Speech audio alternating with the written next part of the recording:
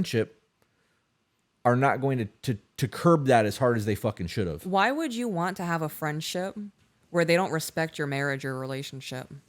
If you are fearful that you set a boundary with somebody where they're crossing a line with you, like sexually, and you're worried about losing that friendship, Not your friend. that's a whole host of things. First off, why would you tolerate that? Second off, why would you be worried about losing that person if they're blatantly crossing boundaries? Right. Do you want that attention? Probably. Oh man, that's a whole thing. Mm-hmm. It's a lot to think about, though. It really is. Okay. After taking her home. Hold on. That can go for women, too. Oh, yeah, 100%. Women flirting with women. Oh, God, yeah. I can't tell you. I probably get hit on more by women than I do men. Right. I had a woman with our son in the back seat blatantly say something like, oh, if she complimented me. She was like, here you are, gorgeous. A Wendy's worker. A Wendy's worker. And it's a woman. And she goes, here's your drink. She goes, here you are, gorgeous. And I was like, oh, thank you. And she goes, I don't know if you swing that way, but I would fuck you right now. Yeah, with your kid in the car.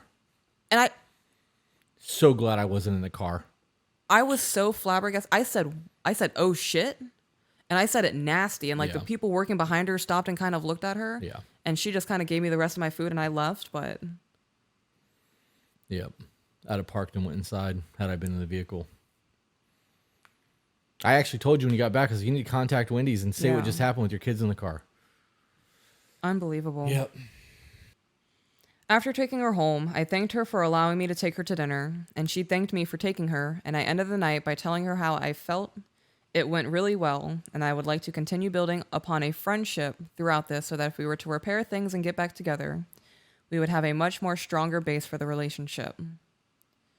She started the morning off by going off and telling me that she had no interest in a relationship, which led to further discussion about the subject. Wait a minute. So they had a really good night. Mm-hmm. He ended it with, I just want to engage with friendship.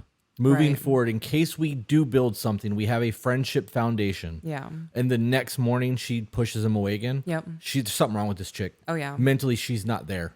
Do you think it could be borderline? It could be. It could be a whole lot of, there's something fucking wrong with her. Yeah. Or maybe she got home and was in a great mood and texted that other guy and they're talking on the side and she's keeping him at bay, hoping that things work with this other fucking dude.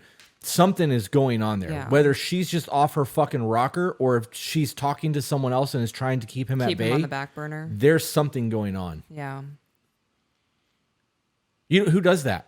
We have a great night and the next morning you're like, fuck you, I don't want a relationship with you, when I ended with, I just want to be your friend. Right. Yeah, there is definitely fucked up going on. Wonder how much of her drinking and substance abuse was self-medicating. Yeah. Okay. This discussion progressed to me explaining to her that I was not wanting one right now because I felt like we both needed to be on a different point with ourselves before we get back together. But I felt that if it was in the cards, we would need to be clearer on this matter. But again, this is the direct opposite of what the conversation the evening before was. And this is not the first time where it's been discussed in depth and then flipped the next day just for it to happen again a day or two later. Being able to see her and have in-person discussions, and then being able to see her and have in-person discussions improved my overall mental state tremendously. And today was actually a really good day for me outside of the flip-flop that occurred.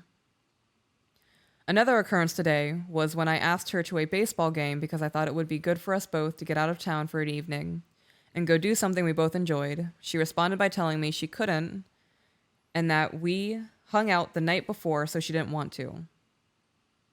She flipped once again and texted me around a few hours later that she was almost off and wanted to go, but I had already passed on getting the tickets due to them being given by a friend. All of the back and forth is what is absolutely confusing me still.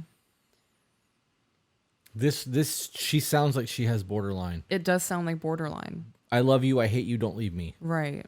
But I also know that back and forth shit that she's doing could also be that she's talking to another person. It could be. That could also explain her promiscuity. Mm-hmm. The borderline? Yeah. Yeah, no, absolutely.